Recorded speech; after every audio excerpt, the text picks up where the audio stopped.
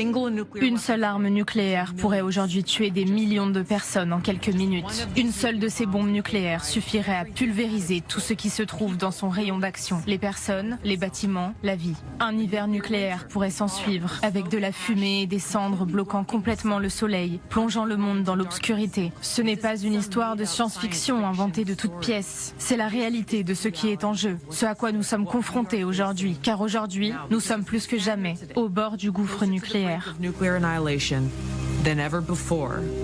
Voilà, la vision évidemment d'Apocalypse. Ce qui est marquant, c'est cette dernière phrase. Aujourd'hui, nous sommes plus que jamais au bord du gouffre nucléaire.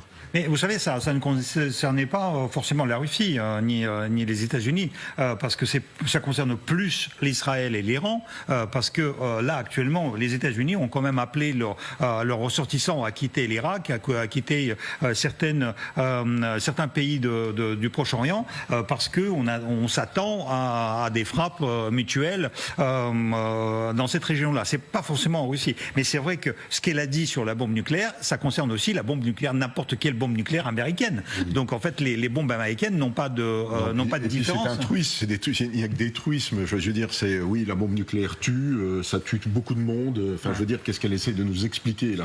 C'est la grammaire nucléaire qu'on connaît depuis que la bombe nucléaire existe, depuis 1945. Enfin, c'est assez indigent en matière, à part vouloir faire peur aux gens, c'est quand même très très indigent de la part d'un haut responsable du renseignement américain.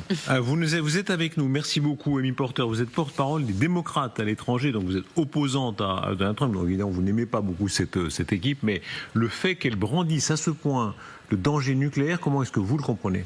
Le général a mis le doigt pile dessus, elle essaie de faire peur. D'ailleurs, toute le régime Trump, on va dire, essaie de faire peur. Ils veulent que les gens s'adhèrent à cette notion de un leader fort qui s'octroie tous les pouvoirs, ce qu'il est en train de faire là avec ce qui se passe à Los Angeles. Pour que les gens s'adhèrent à voir un dictateur, il faut qu'ils aient peur. Donc ça fait tout à fait partie de sa stratégie et c'est lamentable, évidemment. Et aussi pour inciter à arrêter la guerre, quelles que soient les conditions. Oui. La guerre, il allait l'arrêter en 24 heures. Hein. Tout le monde attend toujours, hein. Donc il a rien fait. Et d'ailleurs, il a dit à un moment donné, c'est quand même très difficile. Hein. Donc bon. Moi, je ne ferai pas le lien entre l'équilibre ou le non-équilibre nucléaire et les émeutes de Los Angeles, parce que ça n'a rien à voir. Je pense que Trump n'a pas l'intention de larguer une bombe atomique sur Los Angeles. C'est pas ça. En revanche,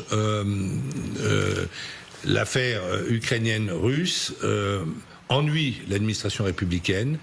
Ils veulent pas s'en occuper. Ils trouvent que Biden est allé trop loin dans le soutien de l'Ukraine. Et d'ailleurs, ils nous l'ont dit extrêmement clairement. Ils nous ont dit c'est une histoire de sécurité qui vous concerne. Ça se passe en Europe. Effectivement, eux, les républicains, voient pas pourquoi 300 millions d'Américains iraient protéger 450 millions d'Européens contre 140 millions de Russes. Ils veulent se concentrer, ça a été dit très clairement par le secrétaire à la Défense, sur l'Indo-Pacifique. Et donc, ça hante, se dire, bon voilà, il y a un danger nucléaire, on va pas se mêler de cette histoire. Parce qu'il y en a, mais c'est pour essayer de justifier le désengagement américain en Ukraine.